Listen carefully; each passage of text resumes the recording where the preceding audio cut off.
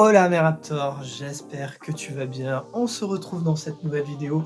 Alors je pense que tu as vu le titre, c'est ce qui t'a fait sans doute cliquer. Mais si c'est pas le cas, tu vas rapidement comprendre de quoi va être le sujet de cette vidéo. Car ça m'a été demandé, j'ai mis un petit peu de temps. En même temps, je voulais pas faire ce que tout le monde allait faire et a fait du coup. Donc il m'a fallu trouver comment j'allais pouvoir traiter de ce sujet. Deux personnes, Thomas Bangalter et Guy Doomem Christo. En 93, ils vont créer un duo mythique de la French Touch, mais pas seulement. Ils vont produire au total 4 albums. Ils vont vendre plus de 10 millions d'albums. Je parle évidemment des Daft Punk. On va parler d'anecdotes et ça tombe bien parce que j'ai 10 anecdotes sur les Daft Punk. C'est parti.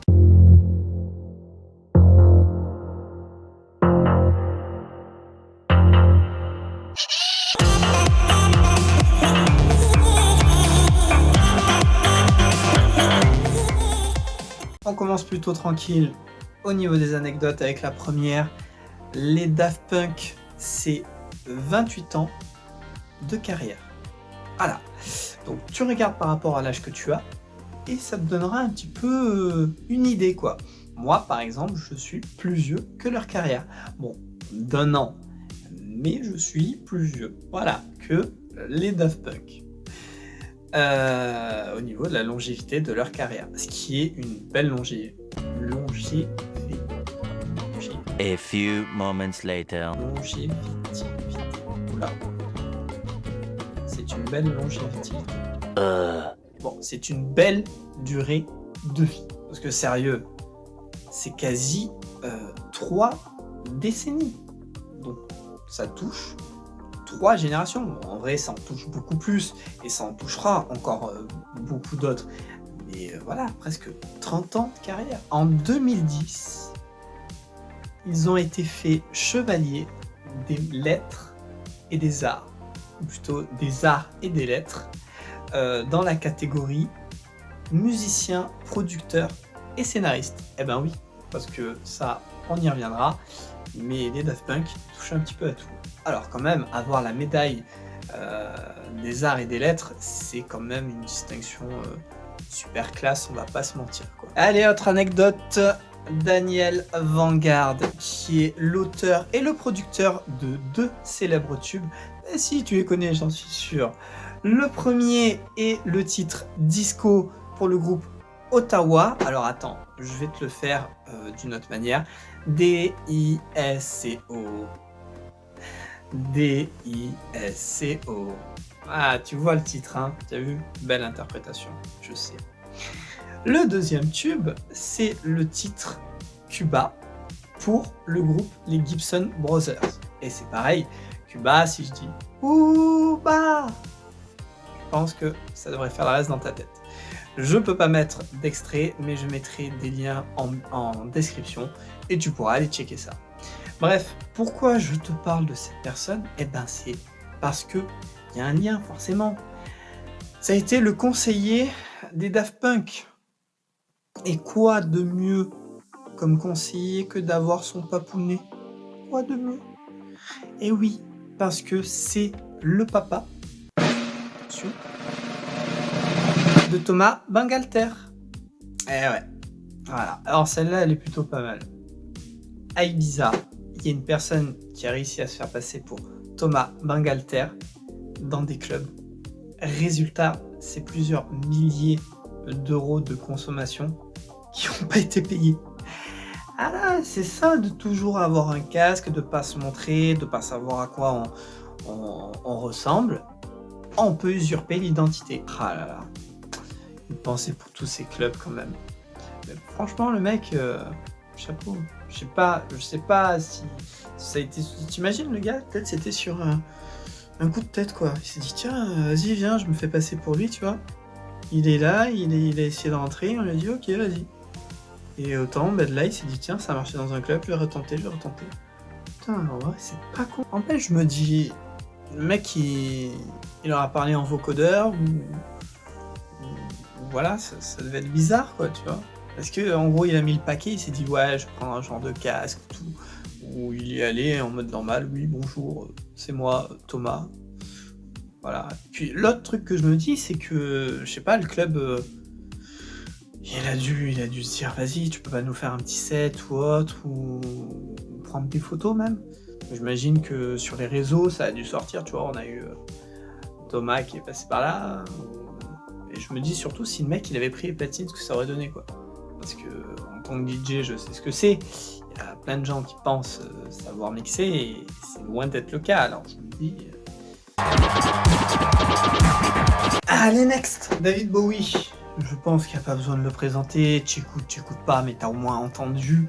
Tu sais un minimum qui c'est. Bon, et ben ce monsieur, il a été voir notre duo de Frenchie. Et il leur a demandé un remix sur un de ses titres. Et les Daft Punk ont gentiment répondu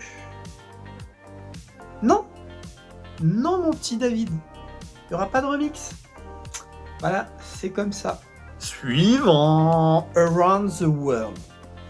Cette musique, le titre y est répété 144 fois pour une durée de 4 minutes environ.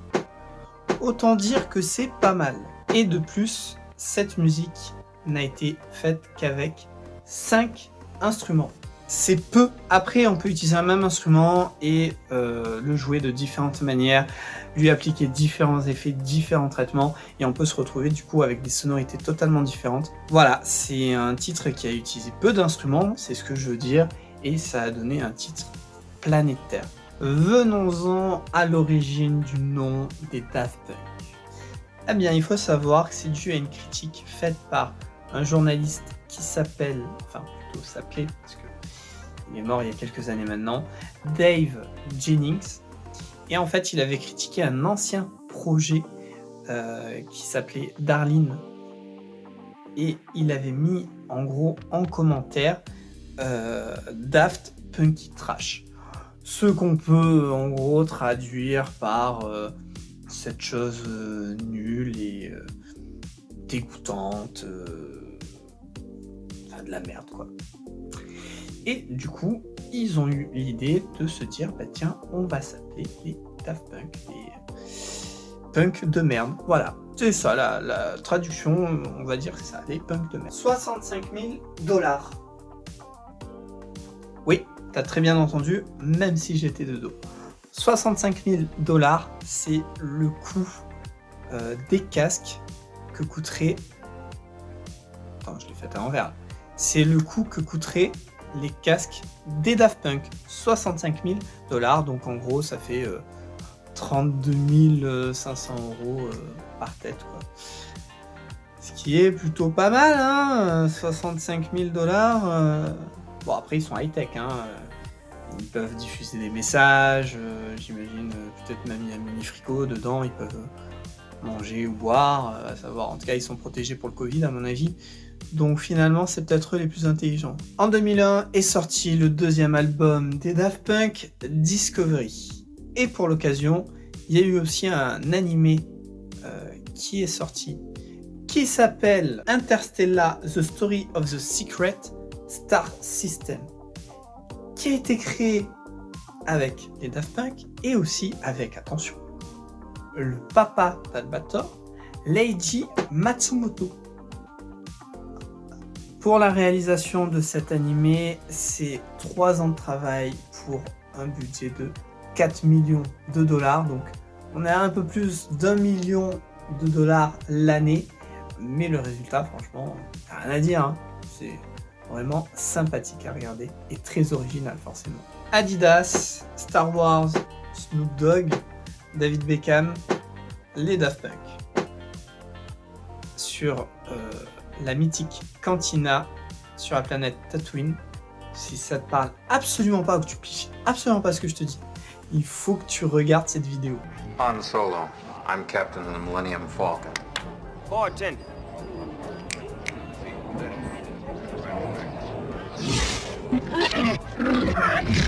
What's your problem? He doesn't like you. I don't like him. This little one's not worth the effort.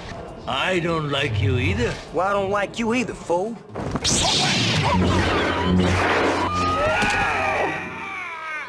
Oh, you want some? Step up. C'est une pub pour Adidas du coup, et bon, les Daft Punk font très peu de publicité ou de médias publics ou ce genre de choses, et pour le coup c'est super bien foutu, ils vont super bien dans l'univers et c'est juste top quoi. Donc va mater ça, je te mets, puisque je suis gentil, le lien dans le descriptif.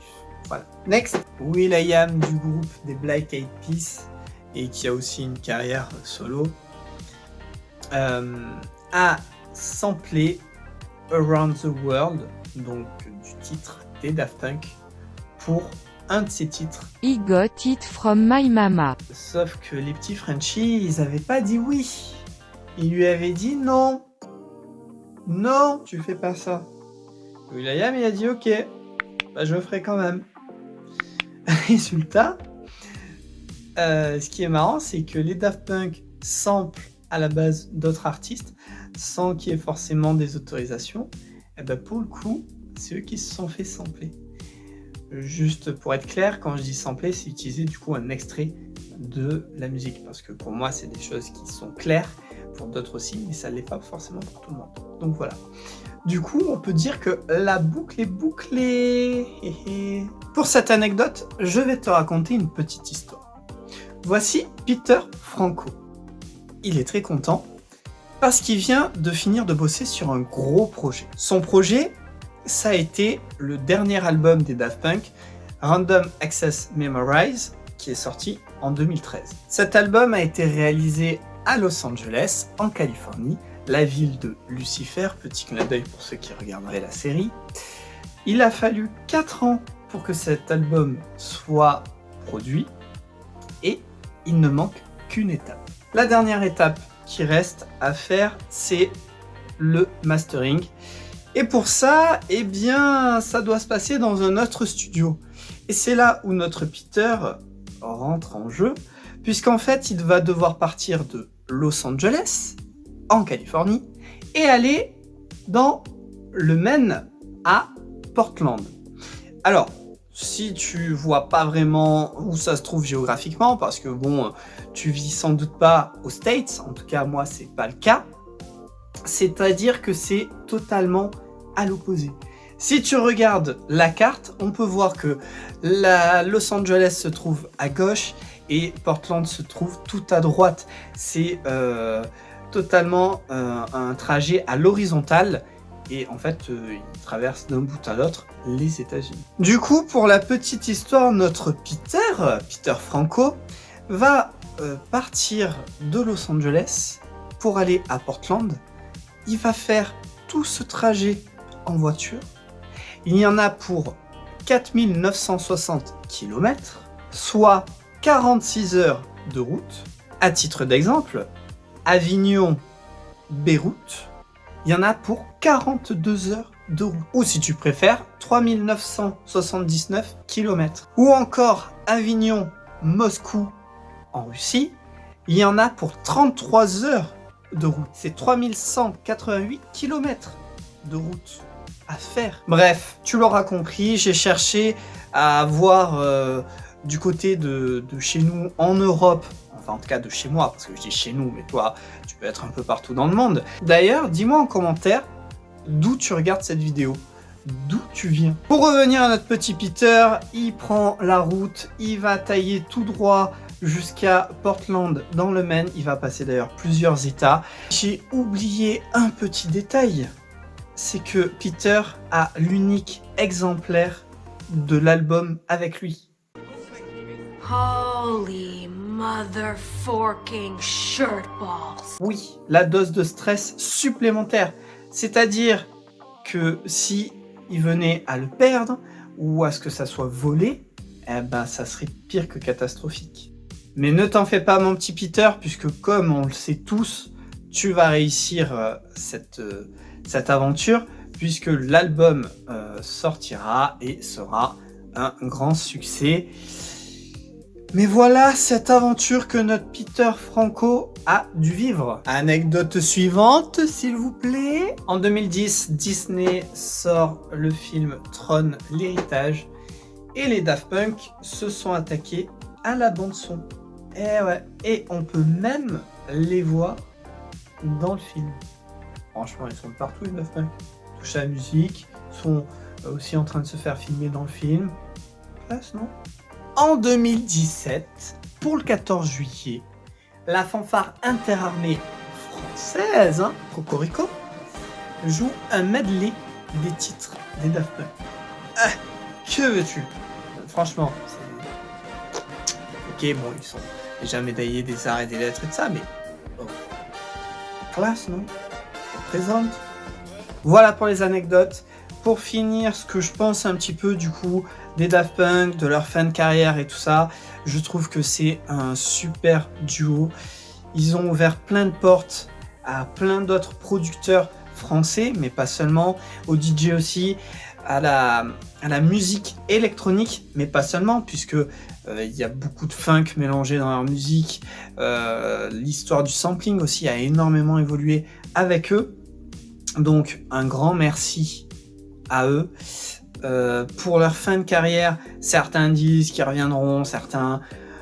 Je ne suis pas devin, je n'ai pas une boule de cristal, j'en sais rien. Peut-être qu'ils reviendront pour quelque chose d'inédit, peut-être qu'ils referont une fois toute cette histoire qu'on vit actuellement, cette crise sanitaire. Peut-être qu'ils feront une dernière tournée ou un ou deux concerts, je ne sais pas. Dans un sens, je l'espère, parce que ça serait vraiment dommage et triste qu'ils quittent cet univers musical, en tout cas de leur duo. Comme ça, maintenant, j'ai précisé là de leur duo. Pourquoi ? Parce que je me doute très bien qu'ils continueront à faire des choses dans cet univers musical, que ça soit en solo ou non. Et du coup, je leur souhaite une très bonne continuation et je suis sûr qu'il y aura de très bonnes choses qui arriveront, que ça soit séparément ou ensemble. J'espère que cette vidéo t'aura plu. N'hésite pas à me le dire en commentaire. Abonne-toi, ça fait plaisir. Et puis, rejoins-moi sur Insta. Et oui, sur Insta, Sylvain Ayala, tu me trouves. Et puis, on aura l'occasion de discuter, de voir plein d'autres choses. Enfin, il se passe des choses sur mon Insta, donc rejoins-moi sur Insta.